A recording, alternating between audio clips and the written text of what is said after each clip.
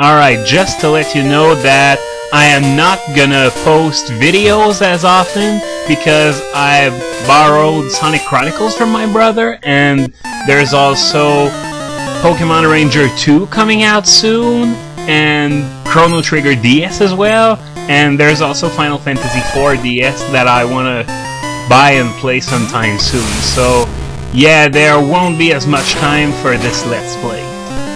But that being said, I'm not gonna suspend it or anything like that. I'm just going to take it a little slower. So there's that Squirtle I was wanting to see at the beginning of the game, but I couldn't since apparently I wasn't worthy enough of seeing one. Well, there now, problem solved. And I should consider myself lucky, because it really should have been a Wartortle.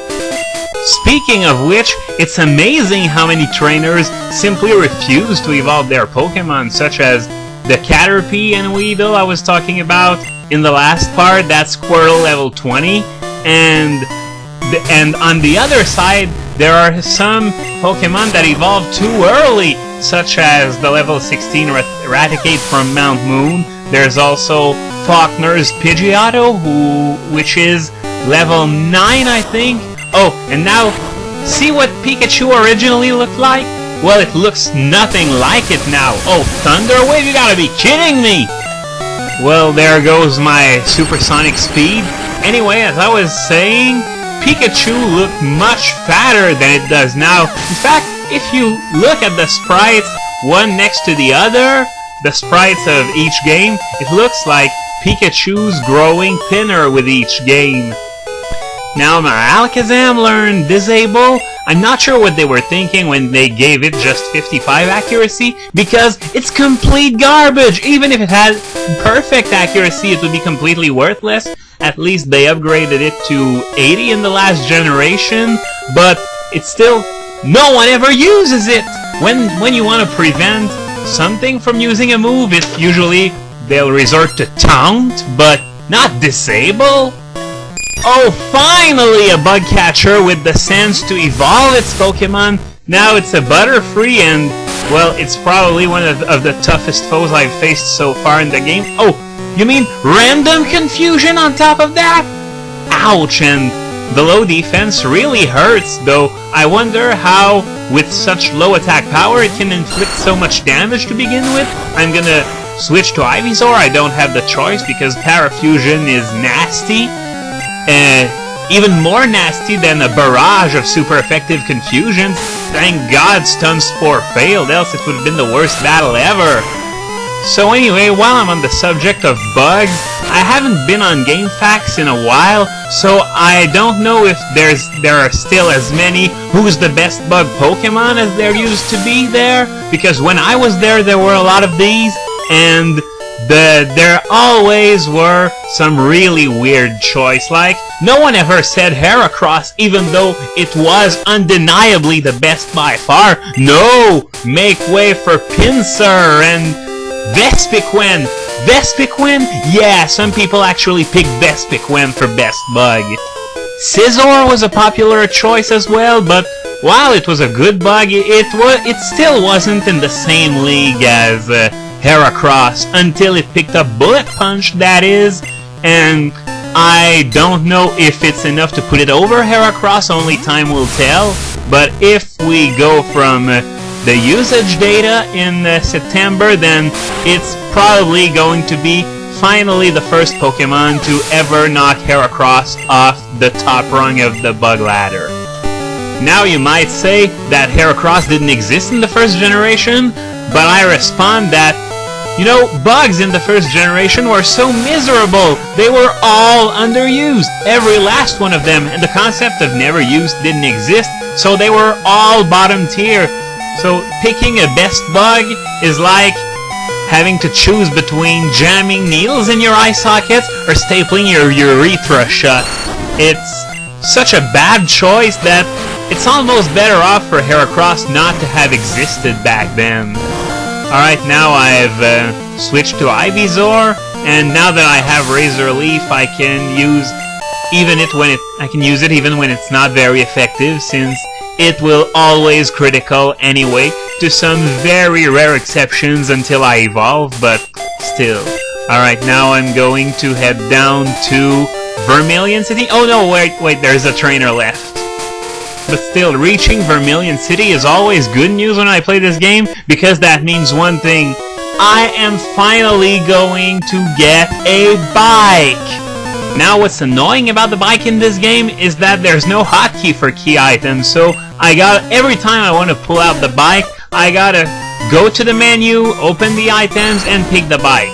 Which is why every time I get the bike, the first thing I do is that I put it at the top of my item list. Else it would just be ridiculous and it might not even be worth it. While if I put it at the top, then it's still worth it because it moves around so fast compared to just, you know, walking. So there's another one of those level 16 Raticates I was talking about earlier on.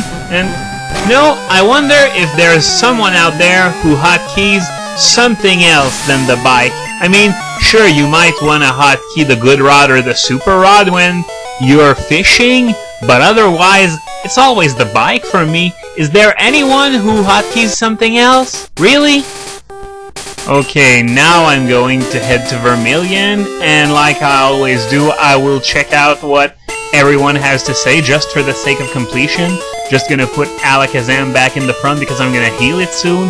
And, you know, it's really a nice touch that when you play red, blue, and yellow in color, the color of the grass, the buildings, everything, in fact, well, it turns to the color of the name of the city. So in Lavender, it turns purple. In Viridian, it stays green. And in Pewter, well, you might as well play it in black and white because there's no difference. But yeah, it's a nice touch instead of keeping it green all the time, which would get boring after a while. And water doesn't change color, though. Water doesn't turn orange in Vermilion or purple in Lavender. Ooh, purple water. That guy was talking about Grimer growing in sludge, so I would have been worried for the people in that area. Huh? No universally strong Pokémon? I beg to differ. I actually have one in my party. Want me to show it to you? No, seriously, Alakazam was ridiculous, and thank God the standard rules didn't allow trade-backs from Gold, Silver, Crystal, else it would be even more of a mess with the elemental punches. Personally, I don't get how it still doesn't know even Thunderbolt. You'd think it would know that. Azelf knows it, Gengar knows it, why can't Alakazam know it? And yes, I'm aware it would accomplish absolutely nothing to put Alakazam out of these two's shadow. I mean, since they picked up Trick, Alakazam's got absolutely nothing over them. Well, aside from Focus Blast, but Gengar and Azelf just have so much more to offer that a high power, low accuracy, special fighting move probably isn't the best thing you can do to promote Alakazam use. And now I'm acquiring the Old Rod, which allows me to take Magikarp's inherent suckiness everywhere I go! All hail! And note how excited the guy is that he's finally getting rid of that thing. It's like he really wants me to take it away from him, because obviously he's not going to tell me that the only thing you can catch with this are Magikarp, though in a few other generations it can actually catch something else if you fish at the right spots. Though I don't recall the details, and even which generations this applies to. Okay, now I remember this guy. In Red and Blue, he's the only way you will ever acquire a Farfetch'd. And since it's traded, it will always have the nickname Ducks. Pretty lame nickname if you ask me, but that's not all. Before Yellow was released, there were no such thing as Wild Farfetch'd, so every single Farfetch'd was actually called Ducks. No kidding, Ducks. So, yeah, that pretty much devaluated an already crappy Pokemon even further. And Jinx was stuck in the same situation too, though it lasted until Gold, Silver, Crystal. Okay, join me next time as I listen to this guy over there's incoherent ramblings.